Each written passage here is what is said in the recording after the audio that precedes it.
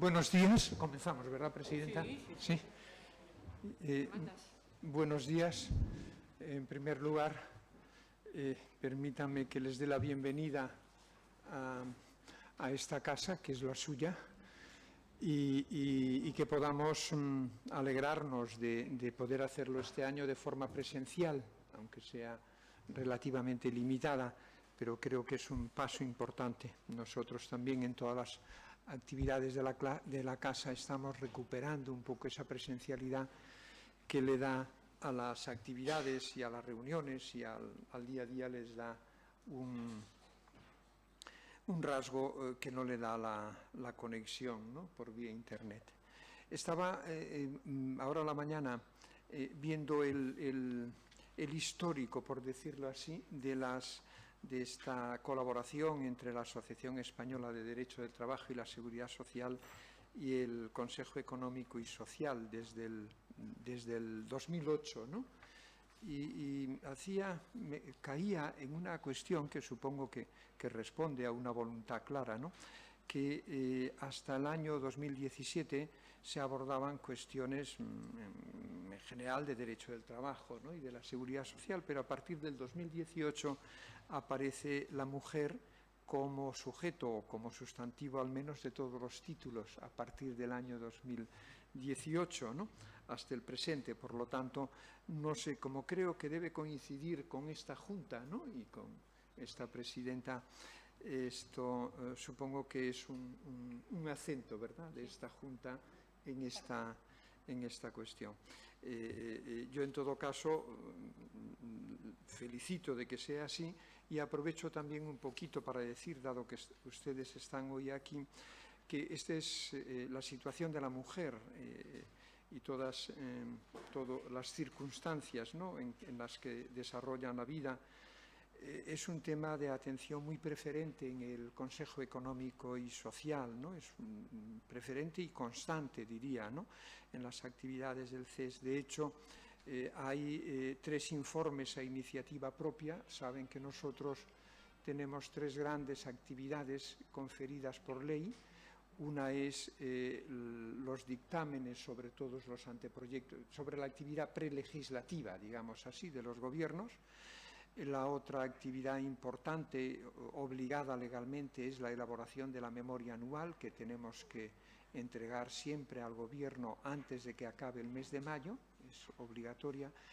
Y la tercera actividad importante, también fijada en nuestra ley, es la elaboración de informes que pueden ser informes a petición del Gobierno o informes propios.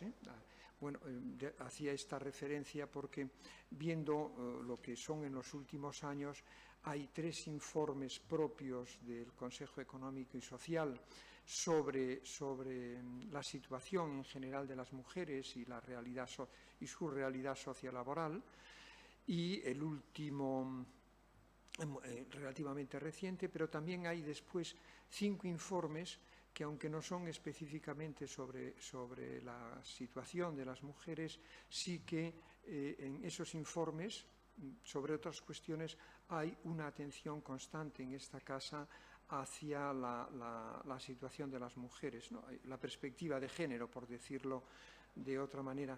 Y en los dictámenes, pues en los dictámenes hay en los últimos años también una serie de dictámenes sobre aspectos relativos o donde la situación de las mujeres es un elemento esencial, ¿no?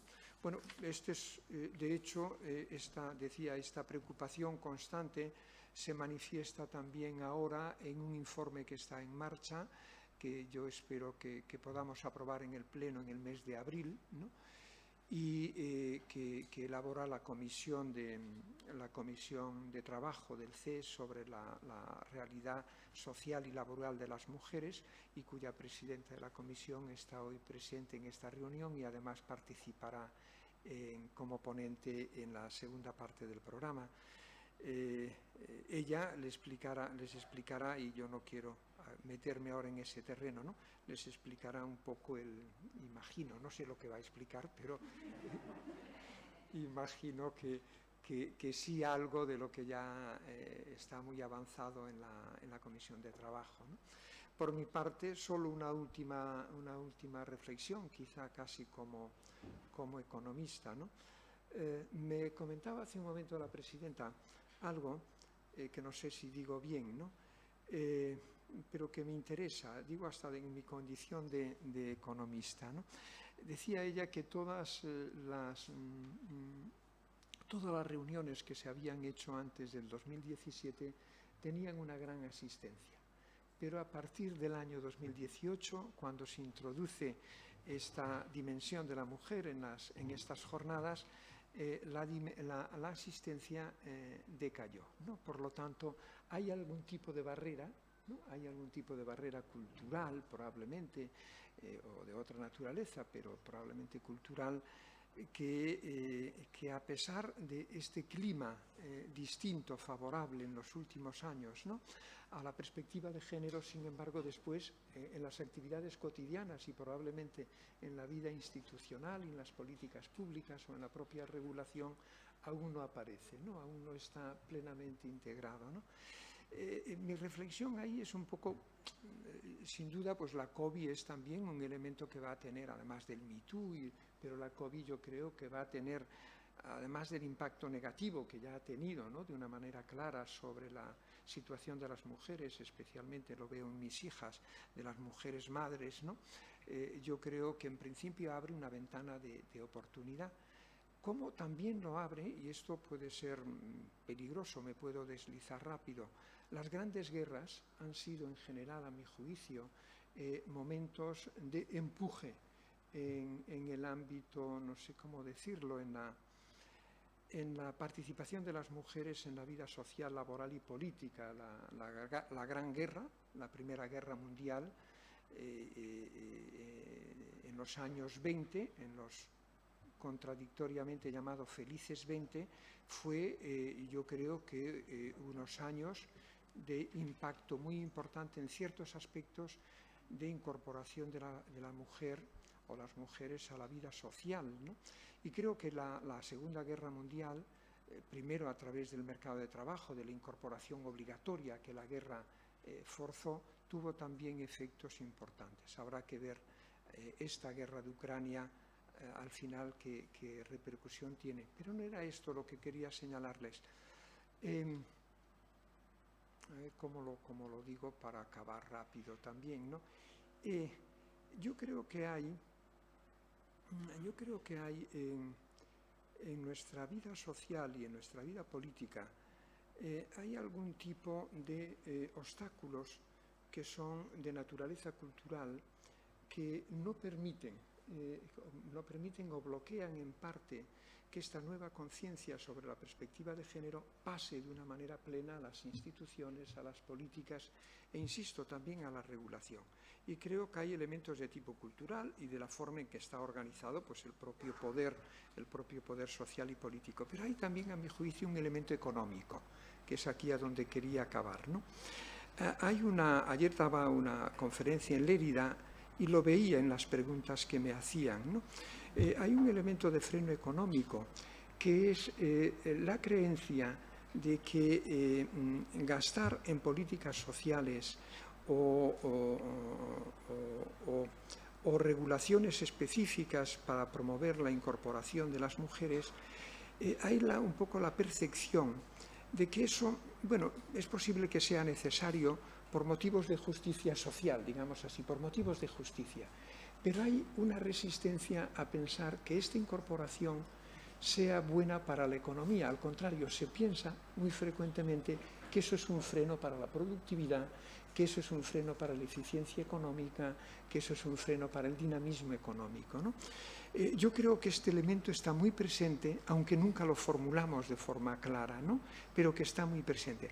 Y yo aquí lo que me gustaría es traerles si me lo permiten así, con este lenguaje quizá no adecuado al foro, hay una epifanía en economía desde hace muy pocos años, muy poquitos, que creo que conviene saber.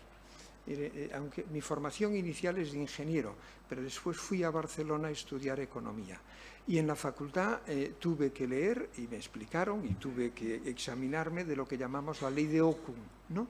Un economista del siglo pasado, de mediados del siglo pasado, muy preocupado por la desigualdad y que comenzó a elaborar datos para ver qué relación había entre equidad. Los economistas no utilizamos el término justicia social, entre equidad y eficiencia de la economía. Y con los datos que pudo recoger en los años 60 del siglo pasado, publicó un artículo que estamos obligados todos los economistas a leer, que es el trade-off entre eficiencia y equidad. Es decir, los datos que él recogió a la altura, insisto, de la mitad del siglo pasado, venían a decir que la relación entre justicia social y eficiencia de la economía era una función matemática dependiente negativa, que significa que si tú quieres mejorar la justicia social, algo que es legítimo, debes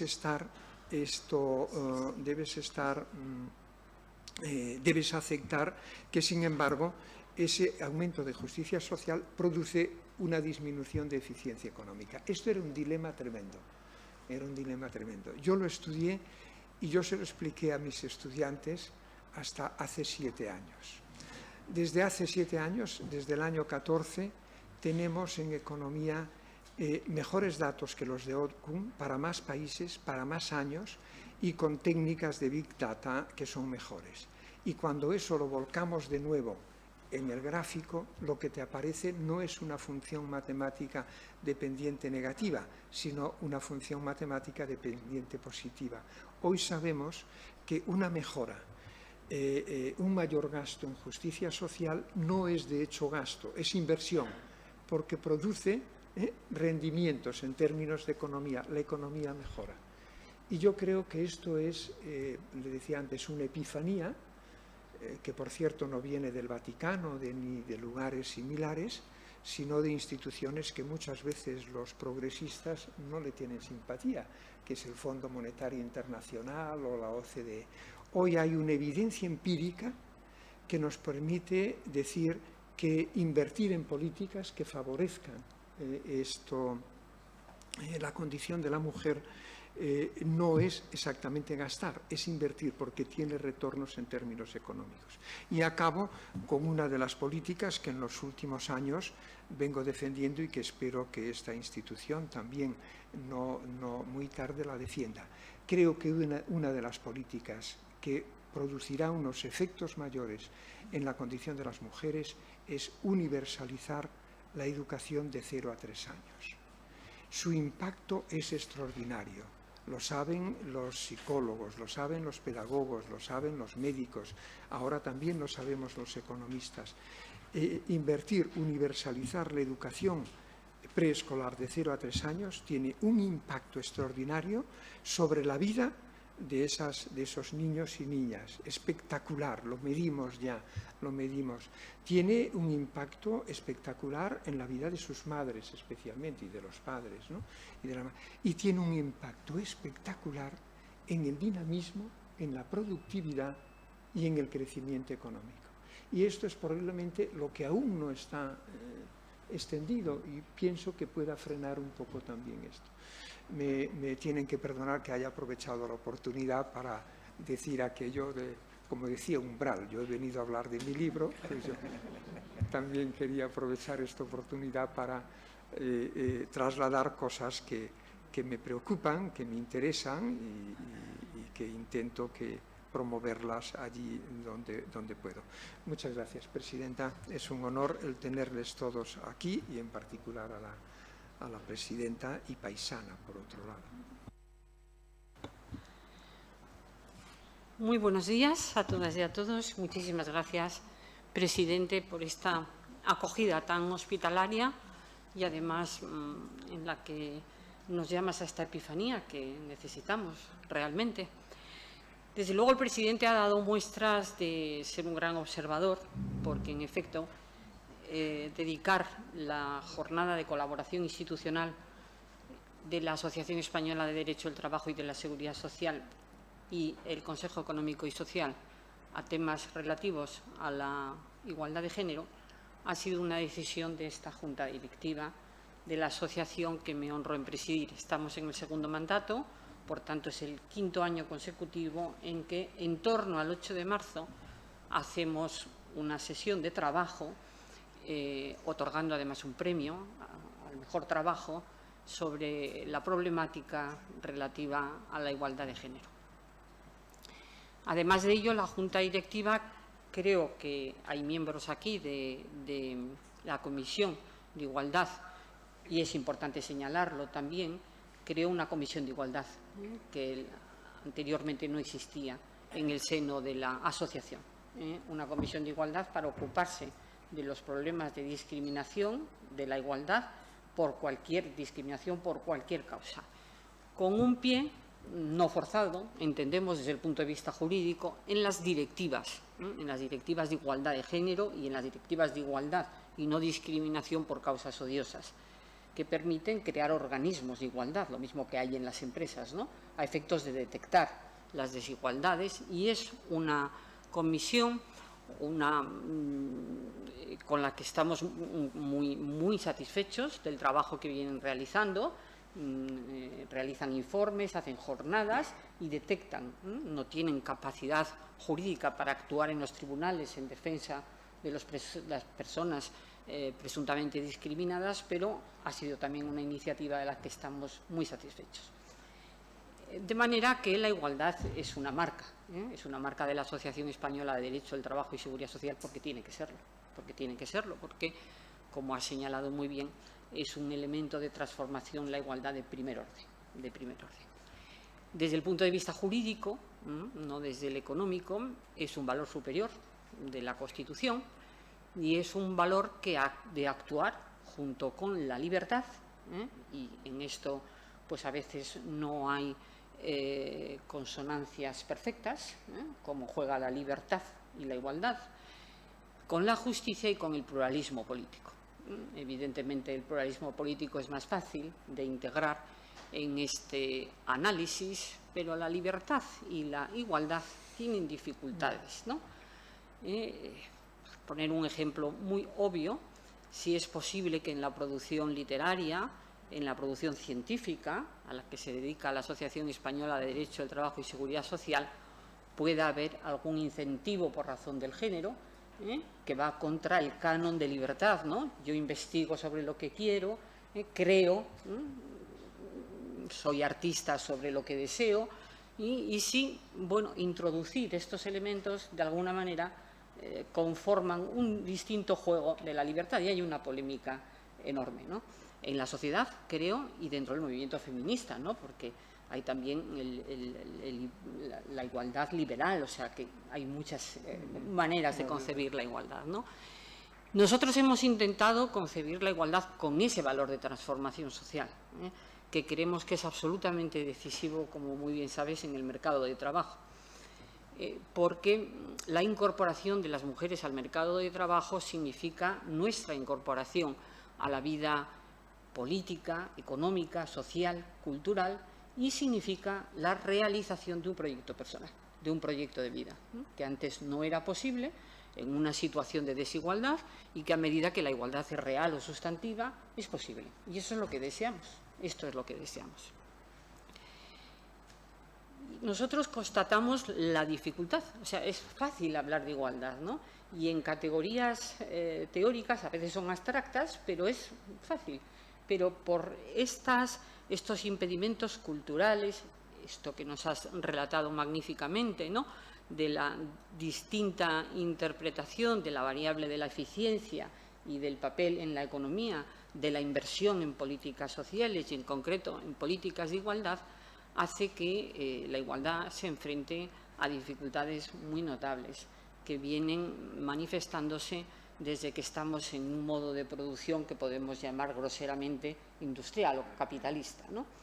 Las mujeres, desgraciadamente, creo yo, es una opinión personal, que hemos perdido varios trenes a lo largo de la historia, ¿no?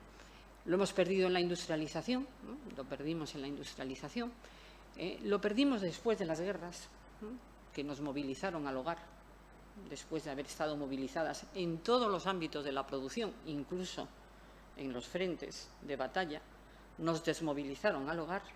Aquí, en una dictadura, nos desmovilizó, evidentemente, el fuero del trabajo al hogar. No sé si perderemos la batalla de la pandemia. Todos los informes, incluido el de la institución que tú presides, señala que somos una de las grandes perdedoras, junto con los jóvenes y los no cualificados, los perdedores de esta crisis. Y mucho me temo, no lo sé, si vamos a perder el tren de la digitalización, ¿no? De estar en profesiones STEM, de estar en las habilidades que se requieren para los puestos de trabajo de una economía absolutamente digitalizada. Fundamental es lo que ha señalado de la universalización de la educación de 0 a 3, pero fundamental es la educación de la mujer en todos los ámbitos y en aquellos que son determinantes en el modelo económico, ¿no? Cuando señalabas esto de las guerras, perdona esta digresión, hay una conversación muy interesante entre Betty Friedan, que representa la segunda ola del feminismo norteamericano, que cuando las mujeres vuelven al hogar, obligadas, y son los hombres que vuelven de la batalla y resulta que vuelven a tener los puestos de dirección y vuelven a tener todos los trabajos, ella tiene un libro que podremos criticar o no, que se llama El malestar que no tiene nombre, que habla de estas cuestiones, y es que viene a cuento de la temática que nos reunió hoy aquí. Ella intenta señalar que las mujeres necesitamos derechos de conciliación, que nuestra incorporación al mercado de trabajo, imaginemos de una manera también grosera, mitad de la población, cuando es un fenómeno masivo, deja de atender el trabajo no remunerado del hogar para incorporarse al trabajo remunerado, ¿cómo se reparte ese trabajo que queda sin hacer? ¿Quién lo hace y cómo se reparte? Y entonces ella pues intuye que los derechos de conciliación pueden ser un elemento de contrarrestar esa desmovilización. Vuelvan ustedes, señoras, al hogar, que ya estamos los hombres para realizar el trabajo productivo, y vuelvan ustedes a reproducirse y a hacer un trabajo improductivo, no remunerado. Y va a visitar a Simone de Beauvoir y le pregunta, y le dice: oye, ¿cómo organizáis esto en Europa? Porque es que en América yo he pedido un informe, que es un informe importantísimo, que enlaza con el Me Too, que señala pues que lo personal es político, que eso tiene mucha miga, es decir, que en lo personal puede intervenir el Estado, que en ese reparto, en esos derechos de conciliación, puede intervenir el Estado, en la sacrosanta esfera de la autonomía privada de la familia. Yo me organizo como quiero, por tanto, que mi mujer trabaje, no, mire, ahí puede intervenir el Estado. Los liberales dicen: ¡qué horror! El Estado no tiene competencia para intervenir ahí. ¿Cómo va a haber un modelo de familia bueno y un modelo de familia malo? El Estado interviene en los derechos políticos, en el derecho de sufragio, en derechos políticos, pero en la esfera ya privada, ahí desde luego es absolutamente imposible. Y claro, se encuentra con que Simone de Beauvoir tiene otra idea y le dice: pero qué gran error, estás totalmente equivocada, de ahí nunca saldréis.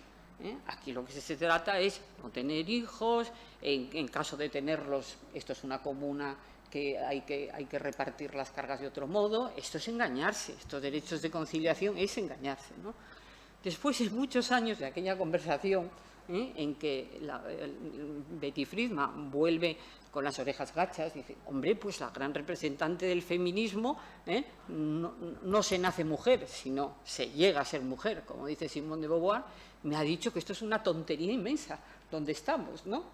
Bueno, pues esto sigue después de tanto tiempo, ¿no? Y estos derechos de conciliación son dificilísimos de regular correctamente, de practicar todavía más difíciles, porque afectan a la esencia de la organización familiar y de las decisiones de pareja o de no pareja, y de maternidad o no maternidad, y es una brecha absolutamente esencial, la brecha maternal, incluso aunque no se tengan hijos, porque ese prejuicio cultural presume que en una mujer fértil, en edad fértil, puede no ser suficientemente eficiente, podemos utilizar esa palabra, en las empresas. No digamos si los tiene, ¿no? O no digamos si toma una decisión de conciliar, que la empresa puede entender que no va a estar tan atenta a la productividad, a la competitividad, al proyecto empresarial, como si se dedicara exclusivamente a la empresa. En consecuencia, pedir un derecho de conciliación tiene una cierta punición, que los ordenamientos jurídicos utilizan técnicas contra esa punición, concibiendo garantías de indignidad, pero la tiene, y la tiene en el retorno al trabajo, en la pérdida de empleabilidad, y la tiene pues, demostrado también empíricamente en una baja de retribuciones, en baja de poder de dirección, de responsabilidades. Por eso los hombres no eligen conciliar, porque viendo lo que sucede cuando una mujer concilia, normalmente no elige, sin perjuicio de que estemos en el cambio y que esa sea uno de los caminos de ese cambio. Por tanto, hemos perdido el tren muchas veces, y de lo que se trata ahora es de no perderlo, a ver si somos capaces de no perderlo en un mundo radicalmente cambiado por la digitalización. Y yo tengo datos que no voy a molestar a quienes están aquí, que son mucho más expertas y expertos que yo, que son verdaderamente pavorosos, de análisis de economistas y de juristas acerca de la escasa presencia de la mujer en la inteligencia artificial. Es que hay empresas de inteligencia artificial que no tienen ni una mujer en la plantilla, ni una mujer en la plantilla. Y hay 2 sentencias pioneras que señalan que los sesgos de los algoritmos pues tienden a su origen, y es que los algoritmos se crean por hombres blancos acomodados. Por tanto, el sesgo de raza, género y renta está en el algoritmo, y luego el algoritmo funciona con lo que se le ha dado, y produce de nuevo una discriminación. Entonces, si las mujeres estamos en condiciones de fabricar algoritmos, si estamos en la ciencia, si estamos en todos los ámbitos, desde la producción literaria a la ciencia, ¿no?, a la ingeniería, creo que eso va a ser un elemento importantísimo, de nuevo enlazando con tu reflexión, la educación, la enseñanza, el estudio, absolutamente importante para la igualdad. Cualquier mujer que ha llegado a algo ha hecho un gran esfuerzo, oirás esta palabra porque yo la escucho en cualquier reunión sobre igualdad. Estamos aquí, premio de mujeres en igualdad. Tenemos un gran esfuerzo a la espalda, hemos hecho un gran esfuerzo, que quizás al hombre no se le exige, permíteme que lo diga sin molestar de manera alguna, ¿no? A los hombres no se ha exigido con la misma intensidad, y pues estamos para abordar un tema que afecta a la unión entre los tiempos de vida, de trabajo no remunerado, de cargas familiares, que en sociedades envejecidas no solo es de hijos, teniendo en cuenta además las ratios descendentes de la maternidad, sino de mayores, quien cuida a los mayores, y cómo se concilia eso con el trabajo y con el no castigo por conciliar en el trabajo. Esos derechos no acaban de asentarse, y por eso esa polémica entre Friedman y Beauvoir, que he recordado a medida que tú hablabas, que tienes una capacidad muy sugerente, pues estamos casi en esa misma polémica, ¿no? Y entonces hay parte del movimiento feminista que dice que estos derechos feminizan más porque son las mujeres las que los utilizan, y parte que creemos que tenemos que avanzar hacia la corresponsabilidad y que, en consecuencia, hombres y mujeres tenemos que repartir cargas familiares para que nosotras no perdamos el tren, porque eso es un signo de la igualdad. No me acuerdo qué economista, creo que posiblemente no la consideres, porque creo que sueca, no por esto, que son dignas de todo respeto, digo porque hace economía divulgativa. Quiero decir que tengo nietos suecos. No, jamás se me ocurriría por esta cuestión, sino que creo que sueca asentada, por darte datos, es que no me acuerdo el nombre, por darte datos, sueca asentada en Londres, que hace economía divulgativa, no hace economía científica, que tiene una monografía que yo compré por el título, porque me llamó la atención, que es ¿quién le servía la cena a Adam Smith? Entonces, quizás no es una economía científica, quiero decir, sino divulgativa, pero bueno, al final me enteré que era su madre la que todos los días le ponía una tortilla por la noche. O sea que, claro, inventó el hombre económico como sujeto de la economía, que es el que toma el derecho. Después de las revoluciones liberales burguesas, el Código Civil se crea en torno al hombre económico. Por eso incluso el trabajador es un personaje molesto para el Código Napoleónico. Incluso el trabajador varón, no digamos ya la mujer, que es que no tiene presencia en esa escena, ¿no? Entonces, pues sí, era su madre. Entonces, bueno, pues y ahí estamos con este tema, ahí estamos.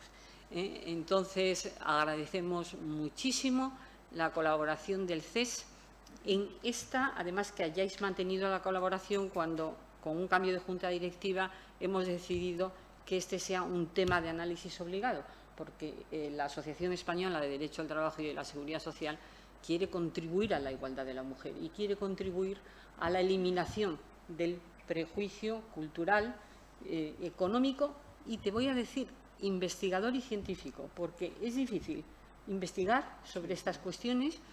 Yo estoy encantada que el profesor Gorelli esté aquí. Lo hacen mujeres más que hombres, investigar sobre estas cuestiones. No hemos llegado a que igualitariamente mujeres y hombres investiguen estas cuestiones.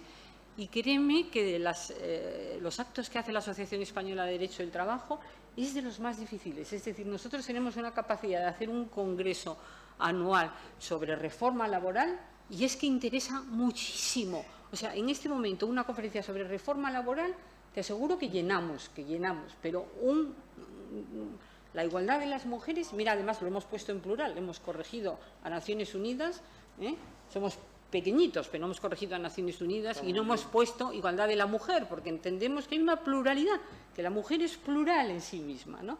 En consecuencia, nosotros trabajamos por la igualdad de las mujeres y agradecemos muchísimo pues esta hospitalidad, y yo quiero agradecer la presencia de todas las personas, hombres y mujeres que están aquí, que sé que es difícil hacerlo, recuperar la presencialidad, y de una manera muy señalada a las ponentes y los ponentes, y luego, por supuesto, en tu presencia voy a anunciar el premio, porque das toda la autoridad al acto, que este año ha recaído en doña María Teresa Igartua Miró, de la Universidad de Sevilla.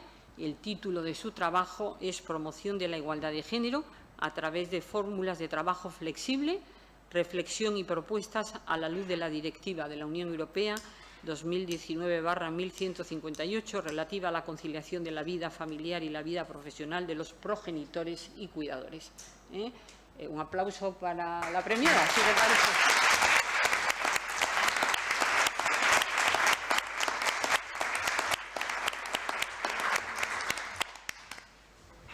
Pues muchas gracias.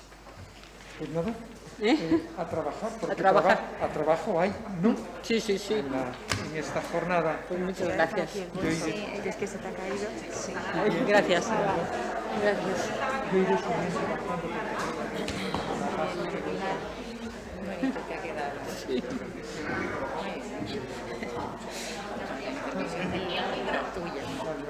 Sí. Como es.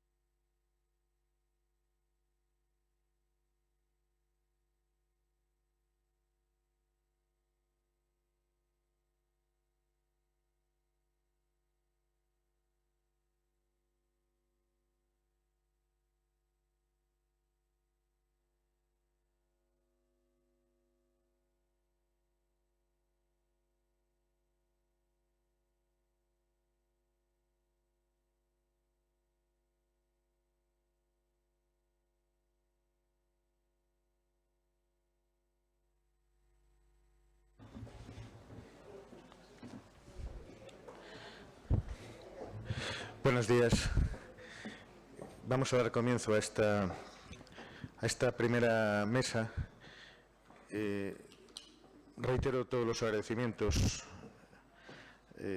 a las instituciones y personas que estamos aquí, y quisiera explicar que la Junta Directiva decidió que este año el tema tenía que ser la Directiva de Conciliación por múltiples motivos, pero básicamente porque estamos en la época en la que expira el plazo de transposición y por lo tanto nos parecía oportuno y necesario aproximar un debate sobre esta materia, ¿no? Yo creo que ha habido un cambio de diapasón con esta directiva. La tercera, si se me admite la secuencia de la directiva del año 96, relativa al acuerdo marco sobre el trabajo, perdón, sobre el permiso parental, seguida de la segunda directiva, la 2018, relativa al segundo acuerdo marco sobre el permiso parental, y esta tercera directiva, que decía que para mí implica un cambio de diapasón, porque desde luego cuando la estrategia de Lisboa fue aprobada, sucedió como que el tópico del empleo coaptó el discurso y el debate sobre la conciliación de la vida familiar y laboral.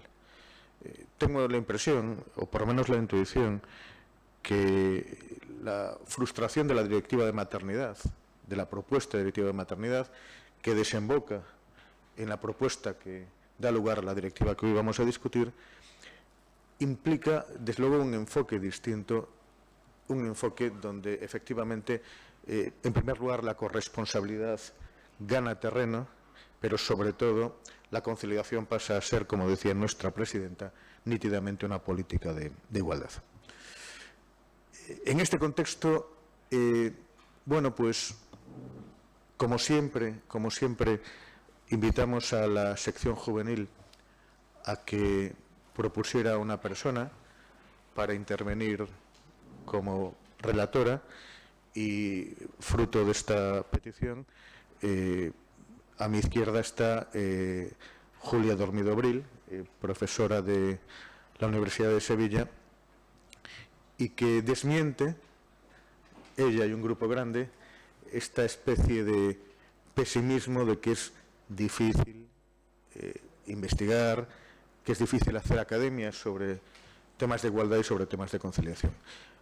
Lo desmiente no individual, sino en colectivo, porque lo difícil no fue encontrar, sino decidir quién de las muchas personas de la sección juvenil podía hoy, pues, responsabilizarse, que es una responsabilidad, entiendo que colectiva, al mismo tiempo que individual, ¿no?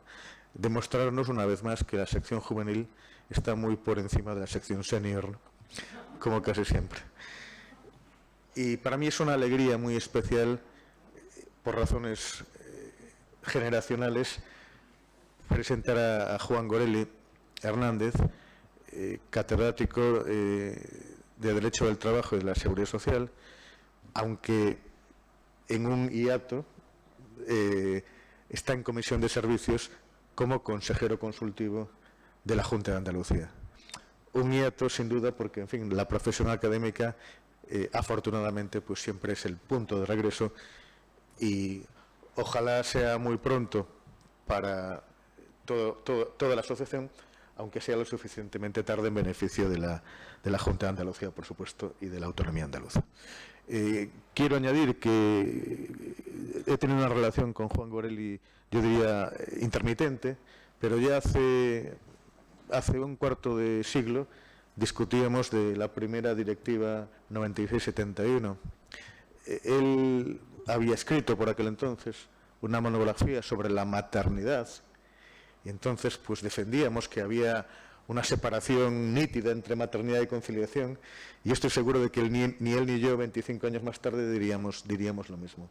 Ha seguido trabajando en temas de tiempo de trabajo en las últimas jornadas andaluzas, que siguen siendo un punto de encuentro de muchas cosas, y en definitiva pues estoy encantado y agradecido de presidir una mesa en la que están Juan y Julia. Y me toca ser el moderador inmoderado, de tal forma que tengo que advertirles a Juan y a Julia que a los 25 minutos les daré una patada por debajo de la mesa para que finalicen. Juan, tienes tú la palabra y otra vez gracias en nombre mío y, por supuesto, en nombre de la directiva de la asociación. Muchas gracias, no solo a Jaime por la amable presentación, sino, por supuesto, a la directiva de la asociación por invitarme a este interesantísimo acto. Como él acaba de decir, tenemos 25 minutos. Aquí es bastante difícil plantear lo que yo alguna vez he planteado en alguna conferencia al señalar que después de tantos años yo soy un especialista en dar conferencias y como buen especialista sé que hay tres partes totalmente diferentes en una conferencia. Una primera en la que el público comienza atentamente a escuchar y se interesa. Una segunda parte ya con el paso del tiempo en que el público pues empieza a pensar en sus cosas y una tercera parte en la que ya empieza a pensar en la familia y más concretamente en la madre del conferenciante, pero dado que tenemos 25 minutos yo creo que vamos a conseguir que por una única vez no lleguemos a esa tercera parte.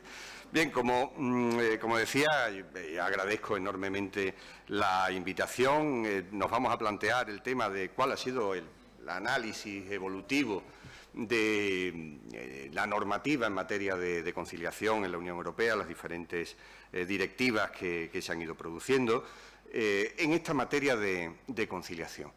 Yo creo que todos los que estamos aquí, en general, todos los laboralistas, cuando hablamos de conciliación, somos muy conscientes de que la conciliación es un mecanismo de igualdad de género y un mecanismo de igualdad de oportunidades. Pero para llegar aquí, la verdad es que ha tenido que pasar un largo proceso.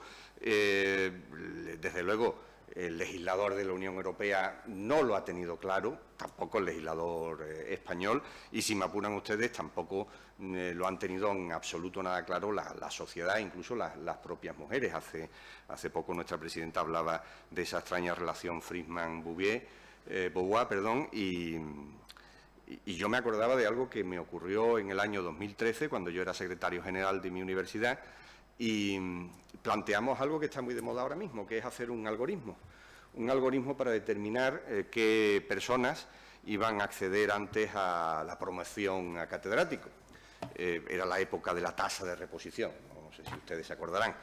Y determinamos en ese algoritmo pues determinados elementos que favorecían claramente a las profesoras, si eran mujeres ante todo, evidentemente, pero si habían sido madres con hijos, etcétera, etcétera, etcétera.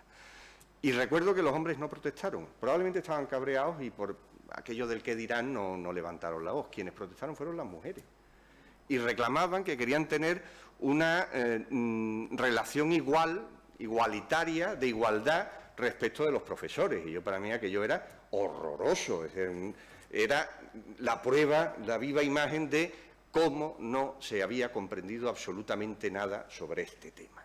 Pues bien, yo creo que en buena medida esto es lo que ha ocurrido con el paso del tiempo. Se han ido aclarando conceptos, se han ido aclarando ideas, pero las cosas, desde luego, con la evolución normativa de la Unión Europea no han estado precisamente claras. Por ejemplo, se piensa que conciliación y corresponsabilidad son idénticas o son términos similares y, en fin, afines, cuando no es cierto en absoluto. Cuando hablamos de conciliación, en puridad lo que estamos hablando única y exclusivamente es de la posibilidad de que trabajadores y trabajadoras puedan armonizar el tiempo de trabajo con el tiempo dedicado a su familia o a las responsabilidades familiares, lo cual en sí mismo no tiene por qué ser un instrumento que favorezca la igualdad de género ni la igualdad de oportunidades. Si se parte de que unos tienen unas responsabilidades y otros otras responsabilidades, pues evidentemente ahí no se está en modo alguno favoreciendo una verdadera corresponsabilidad. La prueba más clara de esto ha sido, por ejemplo, la feminización de los derechos en materia de conciliación, que ha sido realmente el punto de partida de esta evolución.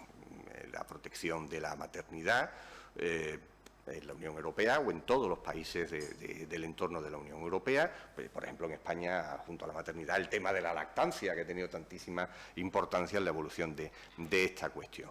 Pues bien, esta feminización no es bienvenida, no debe ser bienvenida, porque genera el efecto boomerang, porque realmente no ataca esa diferenciación de roles y porque, basándose en un elemento, digamos, de salud o de procurar bienestar desde el punto de vista de salud para la mujer, pues muchas veces se sobredimensiona ese elemento y se va mucho más allá de lo que es la protección estricta de la salud de la mujer, y se está perjudicando realmente sus expectativas profesionales y su derecho a la verdadera y auténtica conciliación.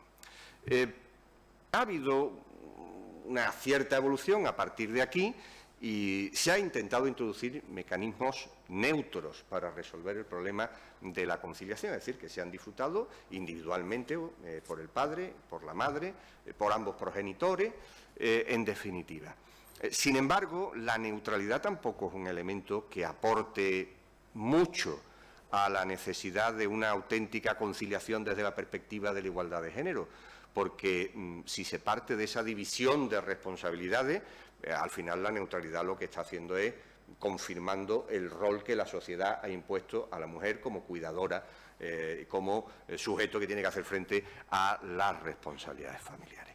Cuando llegamos realmente a una situación que es la que comienza a ser ideal, es cuando se implantan los mecanismos de corresponsabilidad. ¿Qué es la corresponsabilidad? La corresponsabilidad se puede definir de una manera muy simple. Es la igualdad de género, la igualdad de oportunidades en la conciliación. Es decir, tiene una raíz común, si quieren ustedes, pero tiene un objetivo diferente a esa armonización simple de los tiempos. Lo que se pretende es que hombre y mujer participen de una igual manera frente a esas responsabilidades de carácter familiar y que se rompan esos roles sociales por los cuales se atribuye a la mujer los cuidados de la familia, en definitiva. Bien, pues esa es la evolución, contada en pocas palabras, que ha tenido el conjunto de directivas comunitarias. En primer lugar, la Directiva 9285, la Directiva en materia de maternidad, que establece pues, un principio básico fundamental, que es la titularidad de la mujer del derecho al permiso por maternidad.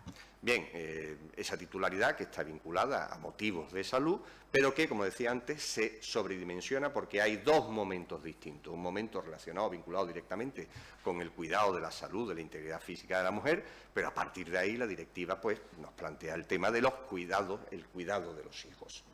Por eso se establecen 16 semanas, de las cuales solamente 2, según la directiva, 14 semanas, de las cuales solamente 2 son de disfrute obligatorio, que teóricamente son las que atienden las necesidades de cuidados de salud de la mujer que acaba de dar a luz.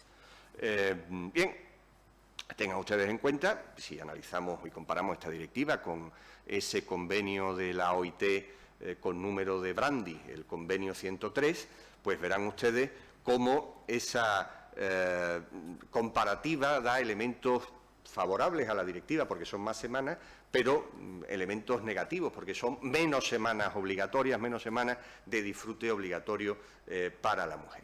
En esa directiva, además, se establece la necesidad de que ese permiso sea retribuido, una cuantía equivalente al permiso de lo que aquí llamaríamos la incapacidad temporal, el permiso por enfermedad o accidente.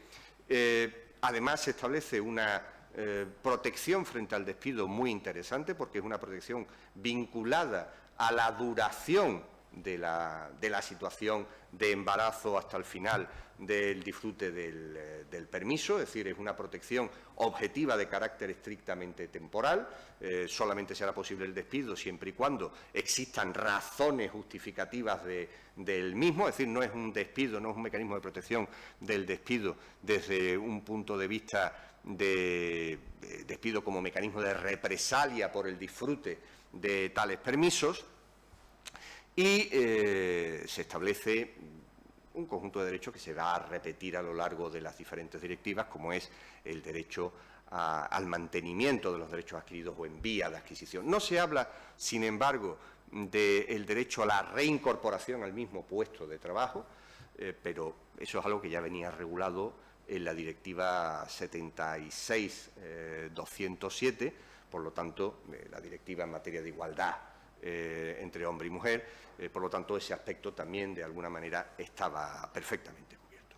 Bien, si analizamos esta directiva en términos muy generales, pues evidentemente el gran problema que plantea esta directiva es esa feminización de unos derechos, especialmente cuando hablamos de ese segundo momento temporal que realmente, desde mi punto de vista, no está justificado en modo alguno que exista una titularidad exclusivamente femenina para, como dice la jurisprudencia, la famosa sentencia Hoffman, para establecer la especial relación entre la madre y el hijo. El padre, la relación con el hijo, pues da exactamente igual, todo lo más. El padre pues puede ser, como digo yo, una especie de cajero automático para cuando los niños vayan creciendo poco a poco. En definitiva, ese sería el gran problema que presenta esa directiva. Esa titularidad exclusiva que no está siempre justificada, en todo momento justificada. A partir de ahí se pasa a las dos directivas, la 96-34 y la 2010-18, que son las directivas en materia de permiso parental y, como saben ustedes, son directivas que proceden del diálogo social, lo cual prueba lo difícil en aquellos momentos de aprobar una directiva sobre algo tan simple como un permiso parental. Bien, esa directiva o esas dos directivas son dos directivas que se basan sobre el principio de neutralidad. Se crea un permiso parental que puede ser disfrutado indistintamente por padre y madre, o padre y madre, como quieran ustedes, los dos tienen exactamente el mismo derecho. El problema que plantea es que si nosotros tenemos una sociedad que ha atribuido un determinado rol a la mujer como cuidadora, el establecimiento de mecanismos puramente neutrales no aporta nada realmente a una conciliación desde la perspectiva de la corresponsabilidad. Absolutamente nada. Lo único que va a hacer es perpetuar ese rol social existente en los diferentes países de la Unión Europea. Esa directiva plantea un permiso inicialmente de 3 semanas y la directiva, la primera de las dos, hablaba de que sería positivo que los Estados planteasen una intransferibilidad de los permisos. Pero se queda ahí, no plantea que sea obligatoria la intransferibilidad de los permisos, lo cual es claramente, pues, lo que decía el profesor Cabeza hace un rato, una patada por debajo de la mesa a el planteamiento de una corresponsabilidad. Es decir, la intransferibilidad es esa piedra que se coloca en el medio de un arco de medio punto, la que sujeta la totalidad de la estructura del arco. Sin embargo, vean ustedes, esa primera directiva no establecía en modo alguno la obligatoriedad para los Estados de esa intransferibilidad.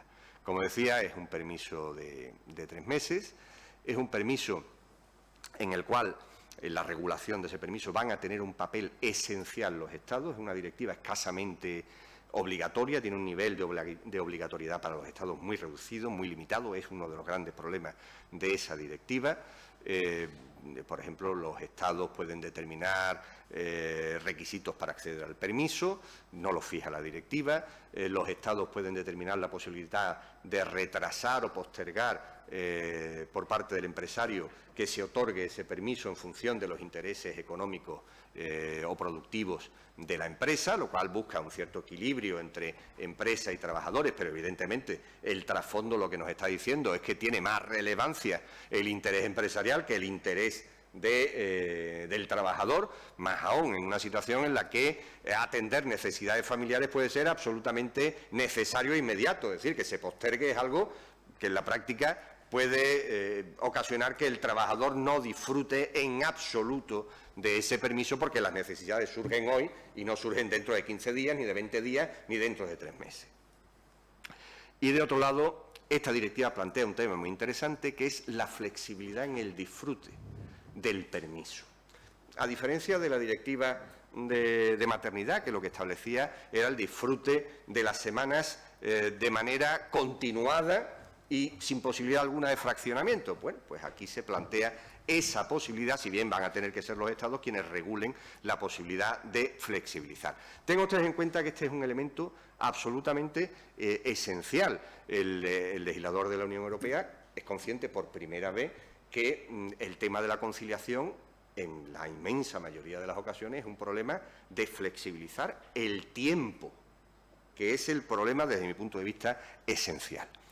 Y es una directiva que contiene pues, los 3 grandes mecanismos de protección: mantenimiento de los derechos adquiridos, derecho a la reincorporación al puesto de trabajo o un puesto de trabajo equivalente, y la protección frente al despido, pero ya no es una protección de carácter temporal objetiva, sino que es una protección, digamos, estrictamente antidiscriminatoria, por decirlo de alguna manera. Es una protección frente a la actuación del empresario, que sanciona como mecanismo de retorsión frente al trabajador que solicita o disfruta uno de estos permisos.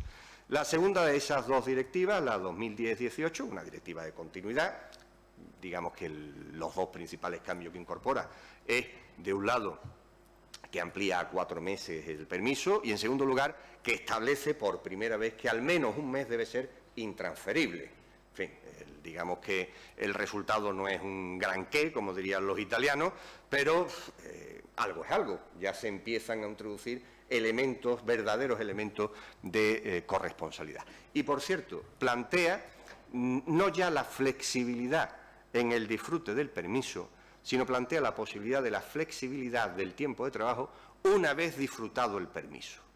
Con lo cual ya se va avanzando en esa dirección que yo les señalaba, que yo les indicaba, en el sentido de flexibilizar el tiempo de trabajo como mecanismo de conciliación. La última de las directivas es la directiva 2019/1158, que es la que por fin introduce ciertos elementos fuertes, bueno, no tan fuertes, pero digamos que indican cuál debería ser el camino, ciertos elementos de corresponsabilidad.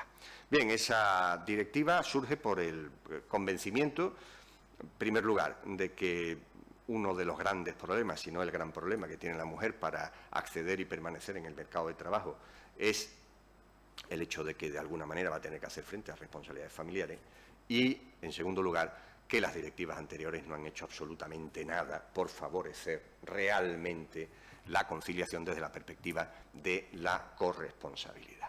Pues bien, a partir de aquí, ¿qué es lo que va a hacer la directiva? Mantiene el criterio de neutralidad para ciertos aspectos, pero se dedica a introducir toda una serie de nuevos elementos, se multiplican los mecanismos destinados a la conciliación y, de otro lado, también es cierto que mantiene una fortísima presencia de los Estados a la hora de determinar el alcance concreto de los diferentes derechos que se regulan. Y, por cierto, por último, reconoce otras realidades familiares diferentes a matrimonio hombre-mujer o pareja hombre-mujer. Habla también de progenitor equivalente, siempre y cuando, ojo, se regule o se admite la figura por parte de los Estados miembros. Insisto, vean ustedes la presencia, la relevancia que tienen los Estados miembros en esta normativa.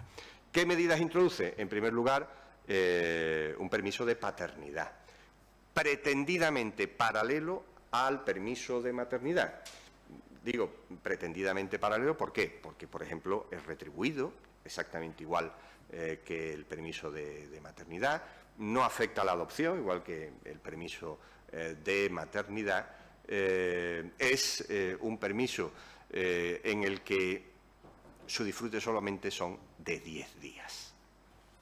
Con lo cual, por eso les decía yo, pretendidamente paralelo a la maternidad, porque comparen ustedes las semanas del permiso de maternidad con los 10 días y evidentemente palidece cualquier tipo de comparación. De otro lado, se establece una segunda medida que es el permiso para cuidadores, que yo creo que es un permiso pensado fundamentalmente para cuidar de personas mayores, porque si ya tenemos maternidad, ya tenemos paternidad, ya tenemos permiso parental, parece que la lógica es que ese permiso esté orientado hacia el cuidado de los mayores. Es un permiso de 5 días en el que nuevamente los Estados tienen un gran poder para delimitar su configuración, para determinar el conjunto de familiares que de alguna manera pueden generar el derecho, para determinar la efectiva duración de este tipo de permisos e incluso el elemento objetivo determinante, la grave enfermedad o problemas de enfermedad grave, creo que señala expresamente la directiva. Y en tercer lugar, habla, desde mi punto de vista, de la principal aportación, que es la flexibilidad en el tiempo de trabajo. Ciertamente no es un derecho subjetivo fuerte, simplemente habla del derecho del trabajador a solicitar la flexibilización de su tiempo de trabajo, pero bueno, creo que estamos en la senda correcta.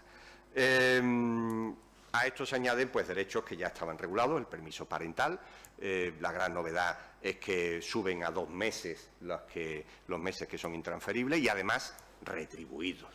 Se fomenta la intransferibilidad por la vía de retribución, aunque no se señala en modo alguno cuál debe ser esa retribución. Y se mantiene un derecho al que no he hecho antes referencia, que es los permisos por fuerza mayor, por motivos familiares. Ojo, que en esa regulación de la directiva puede confundirse con el permiso para cuidadores, porque son 2 permisos muy parecidos, incluso en su propia duración. En definitiva, yo creo que este es el camino correcto, no es un gran avance, hay que reconocerlo, pero bueno, nos está dejando la senda. Yo creo que en esta evolución hay que señalar, y con esto terminaría mi exposición, ciertos hitos jurisprudenciales que son esenciales. En primer lugar, la sentencia Hoffman del año 84, que nos condena esa manera de entender la maternidad dividida en 2 fracciones de tiempo, una dedicada al cuidado de la salud de la mujer, pero en segundo lugar esa relación especial con el hijo a la que antes aludía. En segundo lugar, la sentencia del 2001, la sentencia Griesmar,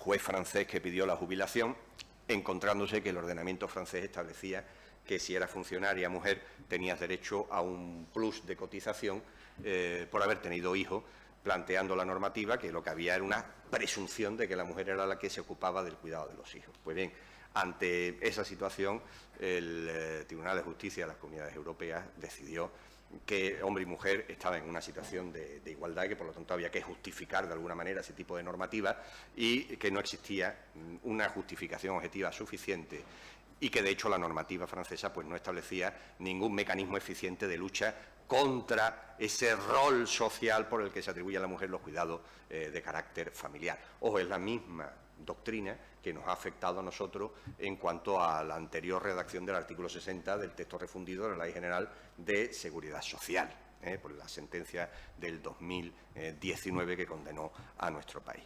Y por último yo señalaría la sentencia Roca Álvarez, que en principio es una sentencia íntimamente ligada a esa sentencia Griesmar, pero que añade un elemento tremendamente novedoso. Recuerden ustedes, era la sentencia sobre la lactancia, sobre la anterior regulación de la lactancia que establecía titularidad femenina y titularidad masculina condicionada a que la mujer también trabajara. Recuérdenlo. Pues bien, lo que nos dice esta sentencia, para prácticamente concluir, es que ese tipo de medida es una medida que para nada ayuda a la situación de la mujer desde el punto de vista que la condena al mantenimiento de un determinado rol familiar. Pues bien, observen ustedes que estas 3 grandes sentencias, que creo que son las que han ilustrado la evolución de la normativa comunitaria, curiosamente son 3 sentencias en que los demandantes eran hombres.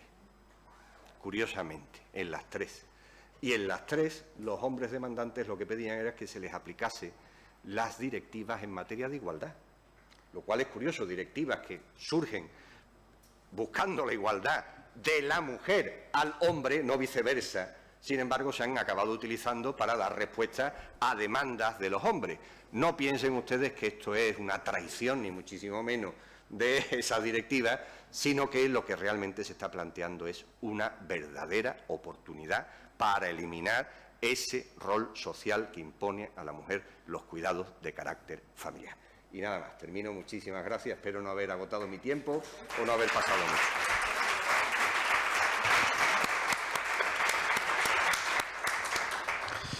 Gracias, Juan.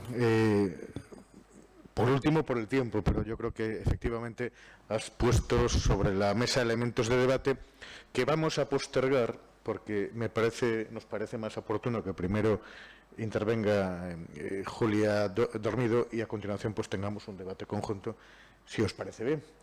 Y por consiguiente, Julia, pues tienes la palabra. Buenos días a todas y a todos. En primer lugar, quería darle las gracias a la Asociación Española de Derecho del Trabajo y de la Seguridad Social por darme la oportunidad de estar aquí en este día, en esta institución tan importante como la que nos acoge y debatiendo, ¿no?, pues un tema de tanto calado para nuestra sociedad como es la consecución de esa igualdad que sea real y efectiva, tal y como marca nuestra propia Constitución. Y, por supuesto, como no, especialmente mi agradecimiento va para esa coordinación de la sección juvenil, que son los responsables de que yo esté aquí. Así que muchísimas gracias. El tema, como saben, del que les voy a hablar sería esa protección contra el despido y otras consecuencias desfavorables. Yo me he centrado o he intentado hacer un análisis comparativo entre esa directiva 2019, yo la llamo 1158, no como la ha citado antes el profesor Goreli, en comparación con nuestro Estatuto de los Trabajadores. Son varios los aspectos, los apartados que a mí me gustaría abordar, aunque intentaré no saturarles en exceso, si me deja la presentación, que prometo que estaba encendida. Ahora. Bueno, como les comentaba, me gustaría centrarme o ponerles en situación, aunque sé que todos son expertos y que los conocen de sobra los temas, en los derechos reconocidos tanto... ¿Sigo? Vale. En los derechos reconocidos, en este caso en materia de conciliación, tanto en la Directiva 2019 como en nuestro Estatuto de los Trabajadores, simplemente por hacer una comparativa y ver si nosotros nos hemos puesto al día o ya teníamos los deberes hechos con relación a esa directiva o no. Después les comentaré acerca de esos instrumentos de reacción frente a la vulneración de esos derechos de conciliación de la vida familiar y laboral y pasaremos a abordar ese despido, así como los actos preparatorios y también el trato menos favorable que se recoge en nuestra Directiva 2019 para ver justamente a continuación qué ocurre con nuestra legislación nacional, cómo aborda nuestro Estatuto de los Trabajadores ese despido, qué consideración le da cuando se están ejercitando tales derechos. Me gustaría también poner de manifiesto cuáles son los elementos de conexión y a su misma vez de desconexión en esta materia de protección de los derechos de conciliación entre esa directiva y nuestro Estatuto de los Trabajadores y ver cuáles son las consecuencias jurídicas de ese despido, tanto en una norma como en otra. Finalizando, como saben, pues con las valoraciones que de mi estudio pues haya podido obtener. En primer lugar, si comenzamos con esos derechos reconocidos, ya el profesor Goreli también los ha citado, los ha abordado. ¿Qué es lo que yo les quería resaltar? Bueno, pues que se protegen dentro de ese artículo 12 de nuestra Directiva 2019, donde se dice que los Estados miembros deben de adoptar todas las medidas necesarias para que se prohíba el despido cuando se está ejercitando los que tienen justamente en la presentación. Se garantiza o se protege, por tanto, el permiso de paternidad, que, como comentaba el profesor, en el artículo 4 se dice que es un permiso de 10 días laborables. Es cierto que nuestro Estatuto de los Trabajadores ha cumplido con creces esa exigencia porque a partir del Real Decreto Ley 6/2019 ya, primero, que dejamos de hablar de permiso de maternidad y paternidad, sino que lo regulamos de manera conjunta a través de ese permiso de nacimiento y cuidado del menor. Son 16 semanas que, además, dependiendo de las circunstancias, se pueden incrementar en esas 2 semanas más. Luego, de otro lado, en ese artículo 5 de nuestra directiva, tenemos ese permiso parental. El permiso parental lo tendríamos reconocido, se garantizaría en un total de 4 meses, mientras que si nosotros buscamos esa equiparación dentro del Estatuto de los Trabajadores, podríamos reconducirlo a 2 situaciones diferentes. O bien nos seguimos quedando con el artículo 48.4 del Estatuto y decimos, no, esta es la prestación o la suspensión por nacimiento y cuidado del menor, o lo podríamos incluso asimilar a esa excedencia que tendríamos reconocida para atender al cuidado, en este caso, de cada hijo. Y ya estaría o se recogería en este supuesto en el artículo 48, solo que en el apartado justamente anterior. Pasaríamos, o también se reconoce el permiso para cuidador, no se especifica el género, por tanto, cumplimos con esa igualdad o ese reparto de las cargas familiares. Lo que pasa es que ese permiso para el cuidador está establecido dentro de nuestra directiva como de 5 días por año. Y además, bueno, pues cabe en este caso una justificación por parte de la empresa ante la negativa. Si nosotros buscamos ese asimilado dentro del Estatuto de los Trabajadores, nos tendríamos que situar en el artículo 37.6 de nuestra norma, donde aparecería esa posibilidad de reducir la jornada de trabajo, se reduciría entre un octavo y como máximo la mitad, y bueno, diríamos que es para o bien quien tenga esa guarda legal del menor, también podría extenderse al cuidado del familiar o también por motivos de hospitalización. Luego, por tanto, parece que las 2 normas van en la misma línea o que van en sintonía. Si nos pasamos al último de los derechos, protegidos especialmente dentro de ese artículo 12 de la directiva, lo que encontramos sería esas fórmulas de trabajo flexible. No sé si se aprecia, pero yo había querido resaltar la equivalencia dentro del Estatuto de los Trabajadores con un color rojo, porque es verdad que mi discurso versa un poco en torno a ese artículo 34.8 del Estatuto. ¿Por qué? Pues porque es verdad que en el artículo 9 de la directiva, cuando se nos habla de esas fórmulas de trabajo flexible, se le da la posibilidad al trabajador de que la solicite a efectos de esa conciliación de la vida familiar y laboral, que dentro de nuestro artículo 34.8 del Estatuto versaría sobre una adaptación de la jornada, inclusive la posibilidad de acogerse al teletrabajo, e igualmente en la misma sintonía hablamos del derecho a solicitar. Ya a través de ese Real Decreto Ley 6/2019 dejamos de hablar de un derecho, de esa fórmula flexible, a una posibilidad. Está el derecho a solicitar la fórmula de trabajo flexible. Esos serían los derechos reconocidos, como digo, en la directiva y su equivalencia correspondiente dentro del Estatuto. ¿Por qué aparecen dentro del Estatuto? Bueno, pues porque, como saben también, a través de esa Ley 39.1999, de 5 de noviembre, para promover la conciliación de la vida familiar y laboral de las personas trabajadoras, queremos hacer o vamos a trasladar a nuestro ordenamiento jurídico ese principio o esa igualdad real y efectiva de los 2 géneros, mujeres y hombres, en todos los aspectos de nuestra vida, social, económica, cultural.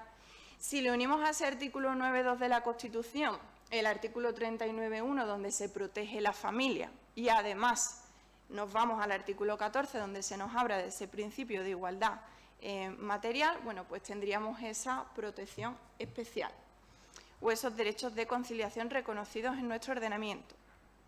Pero claro, ¿qué instrumentos tenemos nosotros para reaccionar frente a cualquier vulneración de los derechos de conciliación de esa vida familiar y la profesional?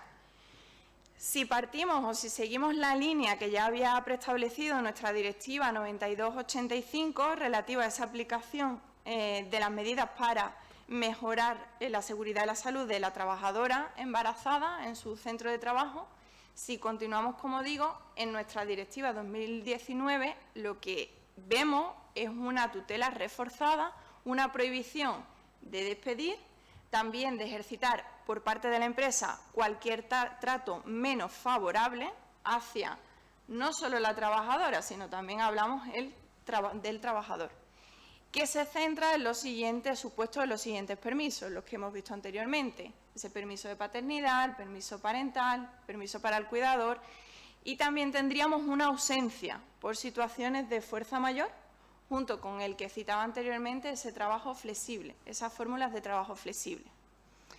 La protección que establece la directiva, esa prohibición expresa de despedir y de emprender cualquier otra circunstancia que sea menos favorable, la tendríamos nosotros dentro del artículo 55, en concreto en el apartado 5 del Estatuto de los Trabajadores. ¿Qué ocurre con ese artículo 55? Bueno, pues que si recuerdan, dentro del primero de los apartados se establece una nulidad, solo que esa nulidad va derivada o va relacionada con cualquier causa de discriminación, relacionándolas igualmente con el artículo 14 de nuestra Constitución. Sin embargo, justamente a continuación se enumera una serie de supuestos en los que si la persona protegida o el trabajador protegido en todos y cada uno de ellos es despedido, ya sabemos que la consideración que tiene esa extinción a instancias de la empresa es la de una nulidad automática. Hay una diferencia, por tanto. No estamos hablando de discriminación, sino que parece que el legislador quería abordar otro tipo de cuestiones. ¿Qué cuestiones son esas? Bueno, pues las que he citado anteriormente, esa garantía o esa protección relacionada con el 39.1 de la Constitución, el 14 y, por supuesto, el artículo 9.2.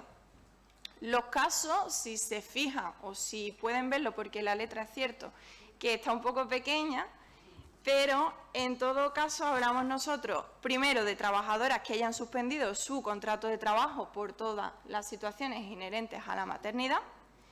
Tendríamos también las trabajadoras embarazadas desde el momento o desde la fecha del embarazo hasta el comienzo de ese periodo de suspensión.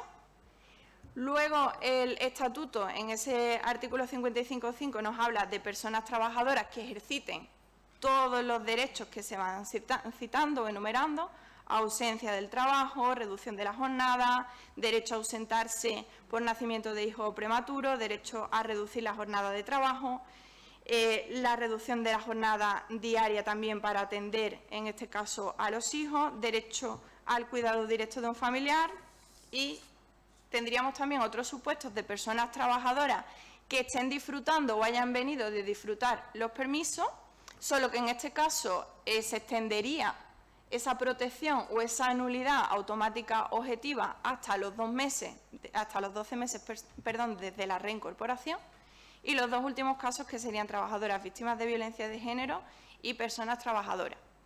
Si se fijaron en la diapositiva anterior, no sé si echan en falta alguno de los permisos que tenía preestablecida esa directiva 2019 y que parece que no tiene una total correspondencia. Eso nos lleva a nosotros a ver o a hablar de notas diferenciadoras entre esa directiva 2019 y nuestro Estatuto de los Trabajadores. Se habla de instrumentos de reacción frente a ese despido, esa consideración o esa prohibición. Evidentemente, la directiva se comporta como tal y no puede establecer cuáles son esas medidas. Tiene que dejar que sean los Estados miembros los que decidan, de conformidad con su ordenamiento jurídico, cuál es la que más se adecua. Nosotros lo que hemos hecho en el Estatuto es establecer desde el 1999 ese despido nulo, esa nulidad automática objetiva, y se hace en esos supuestos menos en uno, menos en el que sería el derecho a solicitar la fórmula de trabajo flexible. Luego, por tanto, ahí vemos una diferencia o, bajo mi punto de vista, una gran ausencia. En cuanto a lo que sería la consideración del despido, los actos preparatorios y el trato menos favorable en la directiva, nosotros encontramos en dicha norma 3 artículos muy importantes. El artículo 11, donde se nos habla de ese trato menos favorable, en la que se nos viene a decir, o en el que se nos dice que, bueno, si las empresas realizan cualquier tipo de actuación que suponga un trato menos favorable hacia los trabajadores, igualmente esa consideración o esa actuación se considera ilícita por parte de la empresa y debe estar prohibida. Por tanto, los Estados miembros deberán de adoptar las medidas necesarias. hay una sentencia que les traigo a colación, esa sentencia del Tribunal de Justicia de la Unión Europea, que conocen de más, de 8 de mayo de 2019, que es el caso Prasai. Que bueno, en uno de los fundamentos, pues es verdad que me llamaba la atención porque hablaba de ese trato menos favorable, que nuestro ordenamiento lo ha reconducido, y es verdad que lo enlazamos siempre con ese concepto de discriminación, pero bueno, también hablaríamos en este caso de que a dos personas en una misma situación no se les considera de la misma manera, luego por tanto actuamos contra la que tememos que va a solicitar o que va a concatenar esos permisos para conciliar su vida familiar y laboral. Otra de las medidas, otra de las prohibiciones sería la establecida en ese artículo 12 de la directiva. Tendremos también o tenemos ese caso muy conocido también, el de Porras Guisado, una sentencia del Tribunal de Justicia de la Unión Europea de 22 de febrero de 2018. Esos derechos, esos permisos que aparecen citados en el 12 que veíamos en la primera diapositiva son los que se encuadran o son los que se protegen cuando hablamos de la prohibición de despedir. Y también tenemos protegida cualquier situación que pueda estar enlazada con la preparación para el despido, casos en los que se realizan entrevistas durante el permiso, en este caso parental que comentábamos anteriormente. Bueno, pues al final, cuando la persona trabajadora se nos reincorpora al puesto de trabajo, ya una vez que hemos cumplido el plazo legalmente establecido, se procede a la extinción por parte de la empresa y resulta que se nos queda aquella que superó en su momento la entrevista y que fue finalmente contratada por la empresa. Eso nuestra directiva entiende que debe estar en la prohibición y que, por tanto, los Estados miembros pues deberán de adoptar cualquier medida que consideren oportuna o necesaria. El concepto de prohibición, como les decía anteriormente, se establece en un sentido amplio, porque es verdad que no se han matizado, sino que siempre se deja a la discrecionalidad de los Estados. Como no hay una concreción, la directiva, cuando habla de la prohibición, tampoco nos está exigiendo que el despido tenga que ser automáticamente nulo. Posiblemente, si nosotros ya no lo hubiésemos tenido incorporado de por sí desde 1999 en nuestra norma, posiblemente con un improcedente estaríamos dando cumplimiento a ese mandato o a esa disposición del artículo 12. La consideración, en este caso, de ilícita de esa conducta empresarial que atente contra los derechos de conciliación, como decimos, pues queda en todo caso prohibido. ¿Cómo llamaríamos o cómo vamos a considerar al despido dentro de nuestro Estatuto de los Trabajadores? Bueno, pues además de lo dispuesto en esa ley del año 1999, nosotros tenemos pues una vasta jurisprudencia, tenemos varias sentencias destacables de nuestro Tribunal Constitucional. Una de ellas, la que le he traído a colación, sería la sentencia, la 7/2007, de 15 de enero, que bueno, es la que viene a redundar o es la que viene a establecernos ese engarce de la protección, en este caso de la familia, del artículo 39, junto con el artículo 14 y el 9.2 de la Constitución, y es lo que a nosotros nos lleva a considerar automáticamente ese despido como nulo, pero además nulo objetivamente y de manera automática. ¿Eso qué significa? Como les comentaba anteriormente, con relación al artículo 55.5, en el primer apartado, cuando hablábamos de la nulidad del despido, pero en situaciones o en casos de discriminación. No hace falta tan siquiera, o parece al hilo de la interpretación de la nulidad objetiva automática, que no sería necesario ni tan siquiera una prueba indiciaria, porque ya damos por hecho o ya protegemos todos esos derechos de conciliación, el ejercicio de esos derechos de conciliación.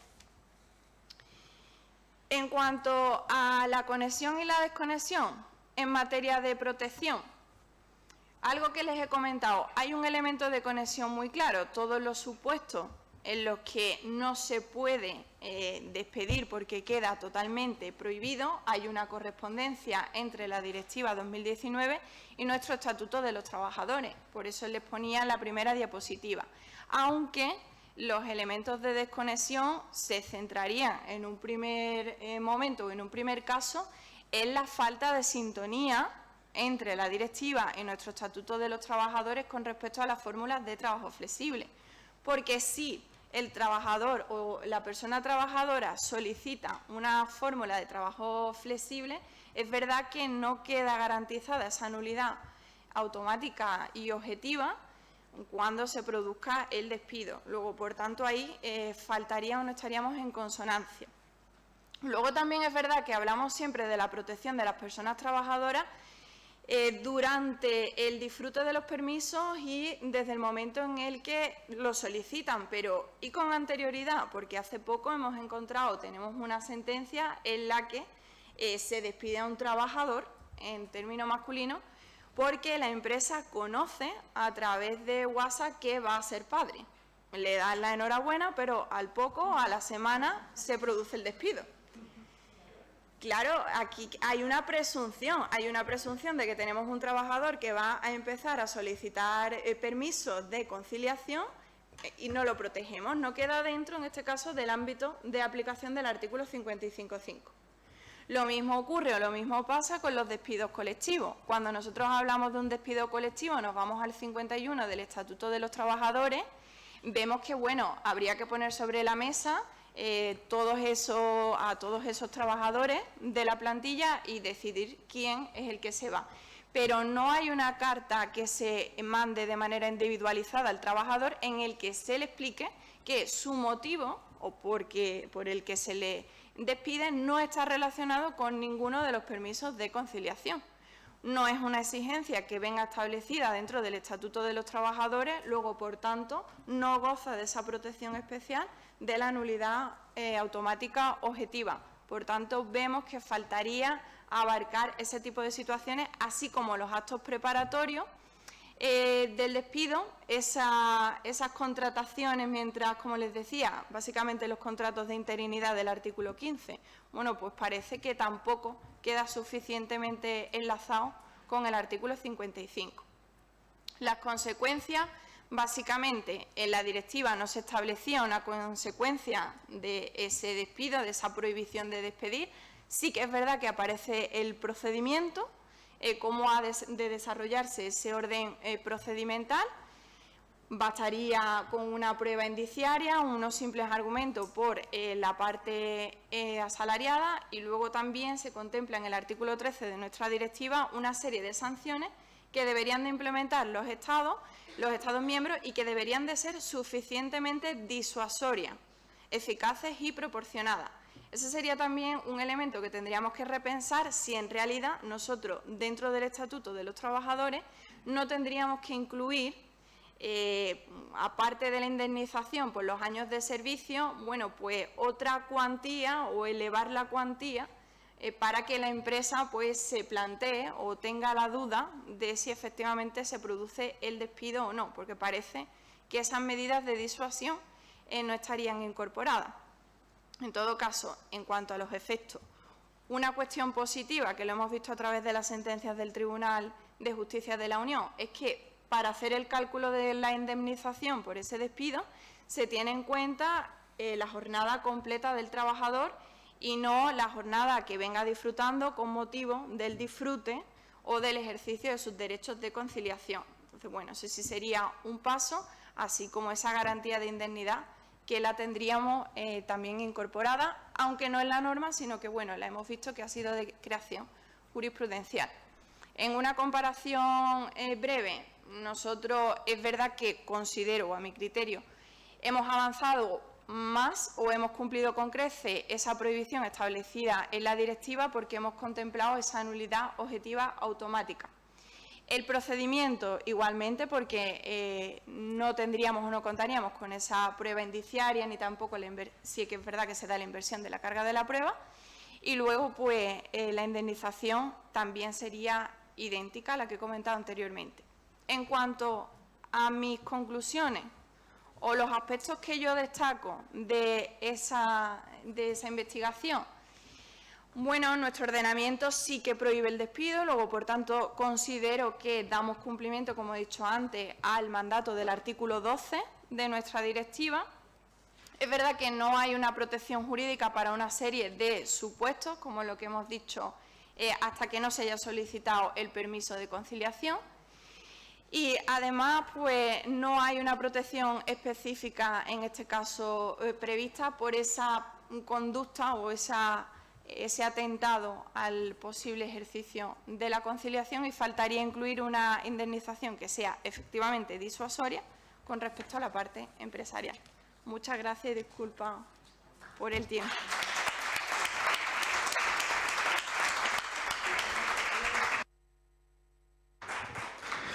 Soy yo el que pido disculpas por este marcaje férreo a ambas personas. Pero así nos queda algo muy cartesiano. 25 minutos primera ponencia, 25 minutos la segunda y 25 minutos de debate. Que invito ya a partir de ahora a que quien quiera intervenir con alguna pregunta, reflexión o comentario, pues este es el momento. Por favor.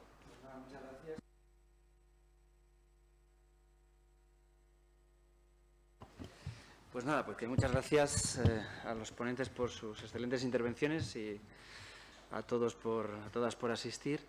Y bueno, voy a ir muy directamente al grano respecto tanto a las cuestiones que ha aportado Juan como Julia, pero bueno, últimamente me he quedado con una, porque últimamente estoy desarrollando un papel judicial y se nos plantean de vez en cuando las solicitudes, las indemnizaciones disuasorias. Y nosotros, por lo menos en nuestra sala, estamos de acuerdo en esa interpretación en función del convenio de la OIT, el número 158. Lo que pasa es que lo vemos como muy complicado luego decir, oye, pues aquí la tasación legal de la indemnización no nos da para tirar, ¿no?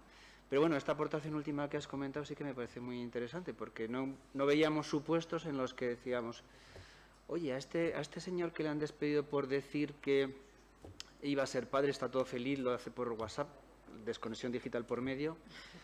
Oye, pues esa indemnización, pues igual sí que se podría valorar al alza, ¿no? Porque ahí hay un elemento de protección que la indemnización legal a veces no lo va a contemplar, y sobre todo no va a producir ese efecto disuasorio, porque claro, cada vez que eso le pasa a un hombre, pero si le va a pasar a alguna compañera, pues imagínate lo que puede ocurrir. Si la duración de la contratación es muy pequeña, indemnizarme sale tirado y como no tengo miedo al coste de la indemnización, y bueno, si podrías enlazar con esta idea, o si tú crees que en estos casos firmemente los tribunales podrían aplicar las indemnizaciones disuasorias sobre la base del convenio de la OIT más allá de la indemnización legal, pues esa idea me ha gustado mucho, la verdad. Si la puedes confirmar o la puedes ampliar o lo que sea, me ha gustado mucho, sí, gracias.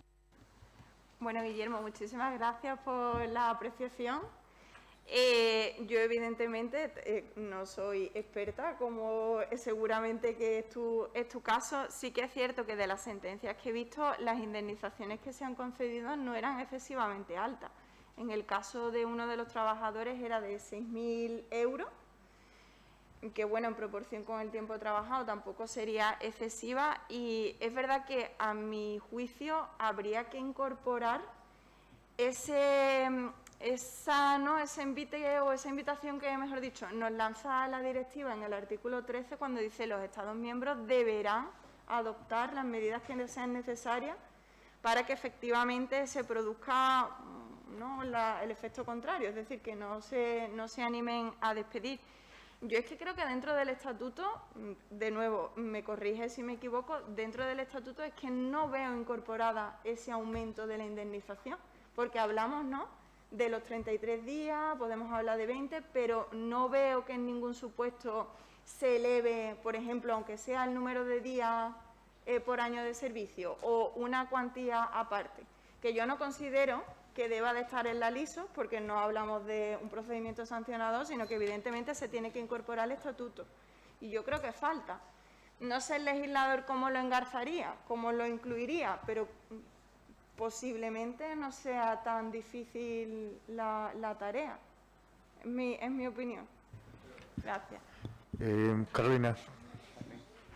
¿Qué? Bueno, en primer lugar, muchísimas gracias a la asociación y, bueno, en particular a María Emilia, su presidenta, por la cálida acogida a los integrantes, en este caso a la integrante de la Comisión de Igualdad. Estoy encantada de estar aquí.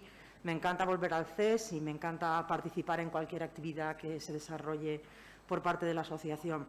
Felicitaciones a los dos, pero particularmente a la profesora Dormido, porque me ha parecido fantástica. Estábamos comentando aquí, sottovoce, Remedios y yo, que tenemos una sección juvenil maravillosa y que la senior está en franca retirada frente al empuje de esta sección juvenil, además muy feminizada, cosa que también pues compagina muy bien con este acto y con la finalidad que tiene la Asociación Española de Derecho del Trabajo y Seguridad Social.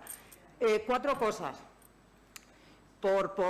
casi por alusiones, porque vengo de Málaga, de participar en un acto hermano de este, organizado por la universidad, por su vicerrectorado de Igualdad, Diversidad y Acción Social. Y ayer una asistente nos trasladó una pregunta que yo comparto con vosotros, os devuelvo la pelota, ¿no? Os la traslado también. Nos preguntó a propósito de qué nos parecería, si consideramos necesario o bueno, positivo, un alargamiento de los tiempos y la paralela feminización, inevitable feminización de los derechos de cuidado en consonancia con las recomendaciones que hace la OMS sobre la duración de la lactancia natural. A mí se me pusieron los pelos blancos, pero yo ya anticipo un poco por dónde va mi idea, ¿no?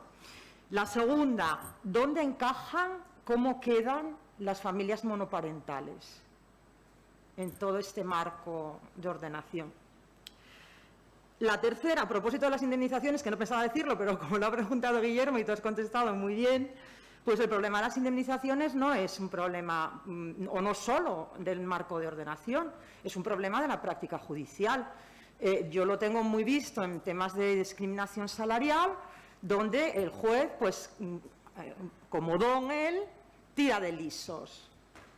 Bien, es verdad que en alguna ocasión he visto, incluso en un caso de una discriminación de las que podríamos decir aberrante, de una directiva responsable de finanzas de una empresa respecto de sus 2 compañeros hombres, donde el TSJ, bueno, me imagino que fue instancia ya, pero las sentencias del TSJ de Andalucía condena 35.000 euros de indemnización adicional a la reparación de la lesión del derecho, abonando las diferencias que durante 2 años, en un complemento discrecional voluntario, había padecido esta mujer. Yo no sé esto si se arregla con una norma o no lo sé, pero desde luego el problema es de práctica judicial. No sé si también tiene que ver con la poca capacidad de convicción de las partes, porque claro, al final los jueces dicen... Pero bueno, en este caso, como tienen un amplio margen de discrecionalidad, yo creo que aquí hay una falta de cultura judicial. Y por último, y lamento que no esté Cristóbal, que es el fan de este tema, ¿no? Y por último...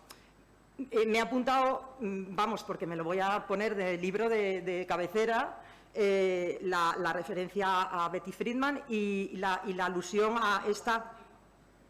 ¿Ah? Sí, pero bueno, me la voy a apuntar, no la conocía y me la guardo, me la quedo.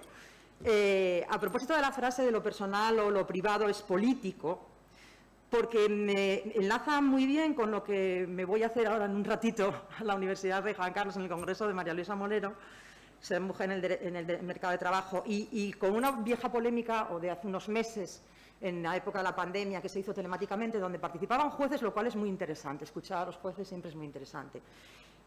A propósito de la aplicación de que está siendo objeto el artículo 34.8.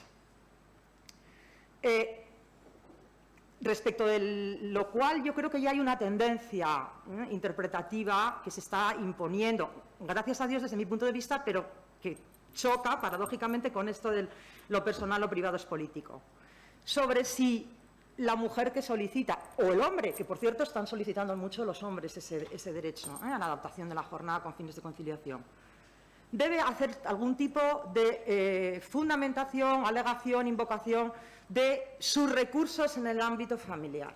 Si tiene un padre u otro progenitor o una madre, si los horarios escolares, si las actividades extraescolares, si hay una abuela, que además, o un abuelo, si viaja el marido o el otro progenitor mucho o no viaja.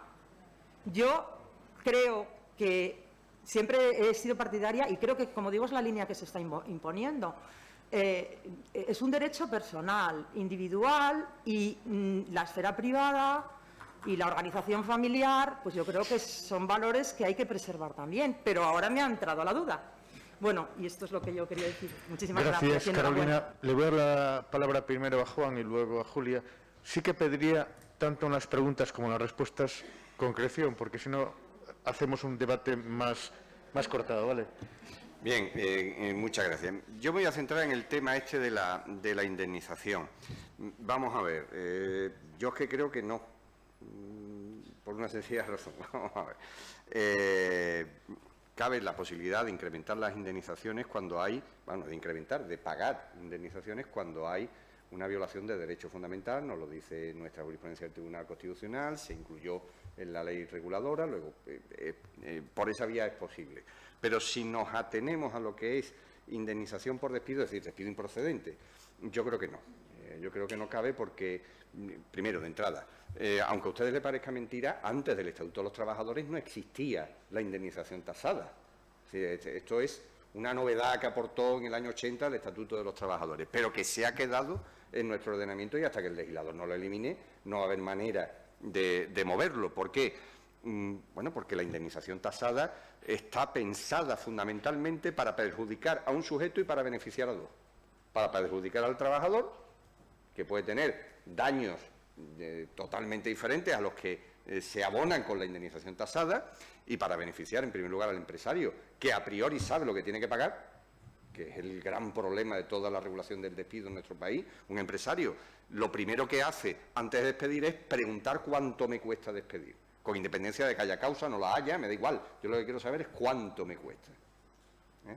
Y, en segundo lugar, el segundo gran beneficiado es el juez, porque ya no tiene que calcular nada, coge la maquinita y no se tiene que preocupar de la calculadora, años, antigüedad, salario, ya está, y la tengo calculada sin ningún tipo de problema. Calcular una indemnización de daños y prejuicios es una cosa muy complicada si no tiene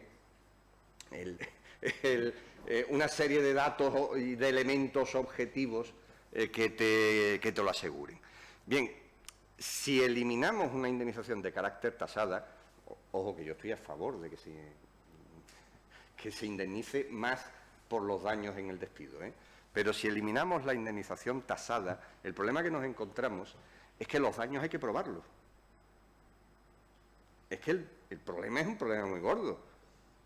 Los daños hay que probarlos. Y ojo, y si estamos con un problema de discriminación, los daños morales, ya esos son para probarlo. Ya nos tenemos que ir al accidente de tráfico, la regulación de accidentes de tráfico, a ver cómo tenemos. Entonces, yo creo que no va a haber en ese sentido la posibilidad de ampliar las indemnizaciones. Ojalá las hubiera. Y sobre todo no va a haberlo, primero, fundamentalmente no solo porque exista una normativa tasada que tasa la indemnización, sino por el autismo de los jueces. Eso es especialmente del Tribunal Supremo. Los jueces del Tribunal Supremo conocen me refiero a lo de la Sala de lo Social. ¿No? Miren ustedes, yo es el derecho del trabajo.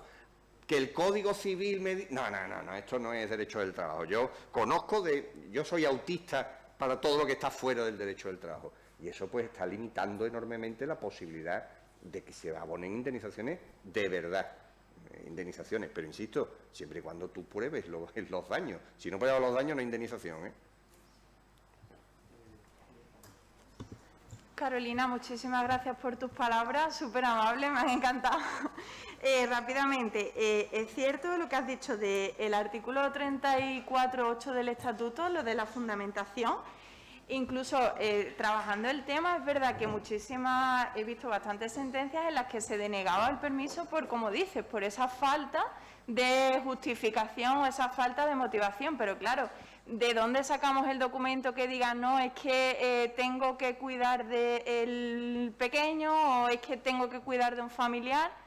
Es compleja la cuestión, es dudosa y eso es verdad que puede conllevar que los tribunales pues efectivamente no vean o no reconozcan esa vulneración de derecho de conciliación, ¿no?, que tendríamos. Muchas gracias. Gracias. Tienes la palabra. Del permiso de 5 días por fuerza mayor, para poner sobre la mesa también el efecto que ha tenido el confinamiento y los confinamientos de las aulas para muchas mujeres que no podían teletrabajar y han acabado renunciando. Claro, la ministra Belarra ha dicho que se va a incorporar un permiso de 7 días, no ha dicho en la próxima ley de familia, que está en debate público, y claro, yo creo que la diferencia que tiene el permiso de fuerza mayor, al que ha hecho referencia el profesor Borelli, respecto al 37, es que no exige gravedad. Podría haber sido quizá el subterfugio para haber podido cuidar a los menores dependientes ante confinamientos en la pandemia durante estos 2 años, las familias en las que no se podía teletrabajar, que es que esto también tiene un determinado sesgo de clase. Y yo me gustaría plantearte, ¿crees que se va a volver a poner sobre los hombros de las empresas el coste de este permiso retribuido? ¿Se va a articular como un permiso del 37.3? Y si se articula como un permiso, ¿no sería mejor también dar una vuelta a el elenco de permisos, que para mí está claramente periclitado y que no obedece necesariamente a una respuesta real, y tendríamos que avanzar ahí quizá en un crédito para la conciliación o uno más abierto y que pueda dar cobertura a necesidades perentorias, porque si no el efecto boomerang que muchas de las medidas de conciliación han tenido en las mujeres es evidente y también la ha pasado, y yo creo que es bueno decirlo aquí en un acto como este, además de dar la enhorabuena a ambos, es el impacto que ha tenido la falta de medidas de conciliación y la ineficacia del Me Cuida en la renuncia de muchas mujeres. Entonces, cuando te escucho decir, yo creo que el permiso va a pensar sobre todo para progenitores, para el cuidado de una sociedad cada vez más envejecida, también decía, ¿no podría servir para esas necesidades puntuales que no están resueltas y que muchas veces tienen un efecto muy nocivo para mujeres con responsabilidades familiares? Y muchísimas gracias. Bien, de entrada, estamos ante 2 permisos muy parecidos. El permiso para cuidadores es por motivo médico grave, según la directiva, y el permiso por fuerza mayor es en caso de enfermedad o accidente que haga indispensable la presencia inmediata. Prácticamente, las diferencias son de matiz, es decir, en la intensidad del motivo y el carácter inesperado o no de la necesidad. Pero yo mantendría, que desde mi punto de vista son 2 derechos diferentes, regulados de 2 maneras distintas por parte de la directiva. Luego hay que establecer, en principio, 2 derechos o un derecho que agrupe las 2 situaciones con la suficiente amplitud. Es decir, no podemos en ese caso reducirlo solamente a 5 días. Y ojo, de todas maneras, la directiva permite que sean 5 días por caso, por trabajador o por año. Ya cada normativa estatal puede ampliar más o menos. Y en cuanto al carácter retribuido, hombre, normalmente son permisos de muy corta duración, con lo cual no suelen generar problemas su carácter retribuido, normalmente. Es igual que en la directiva de maternidad, el permiso para las revisiones médicas, que es retribuido. La propia directiva señala su carácter retribuido, con lo cual, si son permisos de muy corta duración, yo no creo que haya especiales problemas. Habrá que verlo con detenimiento. Pero, en todo caso, yo soy muy partidario de que la solución a la inmensa mayoría de los problemas de conciliación de la vida diaria, los problemas que te surgen porque hay que llevar al niño al médico o al mayor al médico, yo creo que la inmensa mayoría de todos esos problemas se resuelven o se deberían resolver por la vía de la flexibilidad en el tiempo de trabajo, es decir, la adaptabilidad del tiempo de trabajo, que es una medida no de corresponsabilidad, pero sí de conciliación pura y dura, en el sentido de que esto de verdad nos puede facilitar la vida mucho más. Y usted, no hace falta perder tiempo de trabajo, se recupera de otra manera. Yo creo que se podría resolver con mucha más facilidad por esa vía. Una propuesta, en todo caso. ¿Hay una pregunta pedida más? A mí me gustaría abundar un poco en la pregunta que formulaba Carolina, que quedó un poco en el aire, en relación, bueno, ¿y qué pasa con el amamantamiento y todo este periodo? Yo, incluso planteándolo desde esta perspectiva, que lo has citado, Juan, que es, bueno, la vieja sentencia Hoffman, ¿no?, y la relación especial entre la madre y el niño, que, como sabes, ha sido esta jurisprudencia, en mi opinión, desgraciadamente reafirmada en 2019 en este asunto de la Caja de Seguros de la Moselle, ¿no? Entonces, la cuestión es, ¿hasta qué punto y hasta cuándo debemos tolerar derechos adicionales de titularidad exclusivamente femenina? Yo creo que esto es el fondo de lo que estaba preguntando Carolina. Ahora, el incremento de la lactancia natural más allá de los 9 meses ya me parece que no es un lactante, es un mamón, directamente, porque ya más de 9 meses y encima que siga ya la cosa es un poco, ya empieza a ser dura, la verdad. Sí, pero en todo caso, lo que hay que plantearse también, hombre, yo considero que la lactancia natural es la ideal para criar a un hijo. No obstante, también es cierto que hay mecanismos, por llamarlos de alguna manera, alternativos, que implican también lactancia natural. Es decir, no tiene que ser la madre la que dé de mamar al niño, y que hay alternativas que son suficientes. Y lo digo fundamentalmente por un motivo, porque prolongar ese periodo, yo eso sí creo que va en contra de los intereses de verdad de la trabajadora. A mí me parece muy peligroso, desde el punto de vista, ojo, de la trabajadora, Y por supuesto, 1 hora para atender al lactante en una ciudad como Madrid, Sevilla, eso no tiene el más mínimo sentido. Este es un derecho que debería de haber sido eliminado, pero hace tiempo, y haber sido sustituido por mecanismos de verdad mucho más eficaces. Gracias. Nos quedan 4 minutos. Hay una palabra perdida por María Emilia Casas. ¿Alguien más quiere intervenir? Bueno, pues... sí. Voy a ser muy breve. Los personales políticos de Karol Hanitz del año 70 y la mística de la feminidad o el malestar que no tienen nombres del 63, aunque son las dos de la segunda ola. Pero es el estandarte del movimiento feminista, ¿no?, lo de los personales políticos. Pero no vamos ahí. Yo lo que quería era replantear, ¿estamos todos convencidos de que la prohibición de despedir se satisface con un despido improcedente? ¿Estamos todos convencidos de esto? Y esto enlaza con la indemnización. Claro, si el despido es nulo, como presupone la reincorporación, el papel de la indemnización disuasoria tiene un lugar inferior, a si vamos a una improcedencia. Si vamos a una improcedencia, entonces, claro, no puede ser la improcedencia ordinaria. Pero estamos todos convencidos, porque la ponente lo está, si la prohibición de despedir se satisface o no con la nulidad y con la improcedencia, o solo se satisface en la opción que hizo el legislador español, que luego dio la lata en el periodo de prueba, recordáis, y con una sentencia del Constitucional, y luego se reformó en el 19 en el periodo de prueba.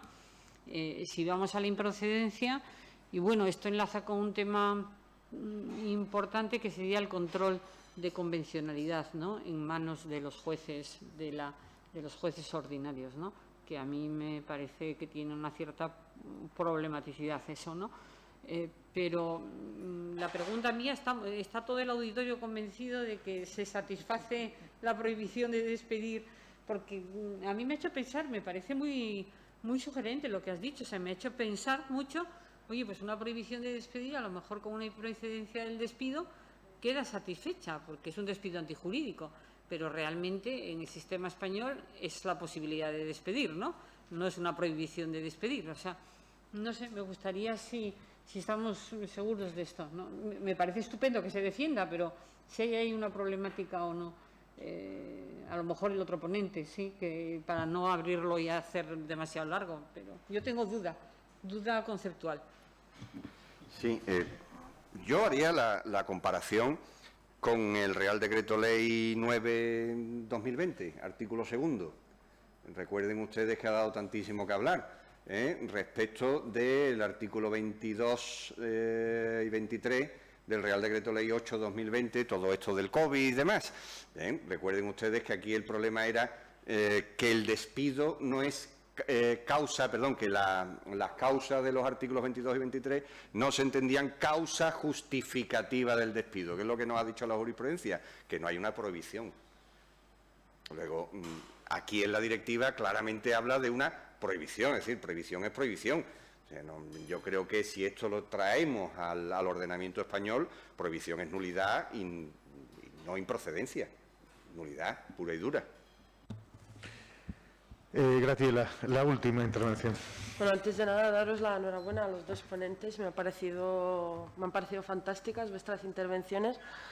Y en relación a la ponencia de Julia, sí que me ha gustado mucho tu referencia a la sentencia de 2007, de 15 de enero, en la medida en que yo creo que está cobrando mucha vigencia la argumentación jurídica de esa sentencia, que nos recuerda que la conciliación no solo deriva del reconocimiento de la igualdad en el artículo 14, sino también del artículo 39 de la Constitución, y creo que nos está marcando una pauta muy importante a la hora de abordar el enfoque desde el que tenemos que analizar los permisos y demás derechos encauzados hacia la conciliación y corresponsabilidad. Y luego creo que también es importante esa argumentación jurídica de cara a lo que señalaba Carolina, de cara a los tipos de familias que actualmente tenemos en el imaginario social, y yo creo que no tenemos que perder de vista, porque de lo contrario corremos el riesgo de que muchos de estos permisos se queden en papel mojado.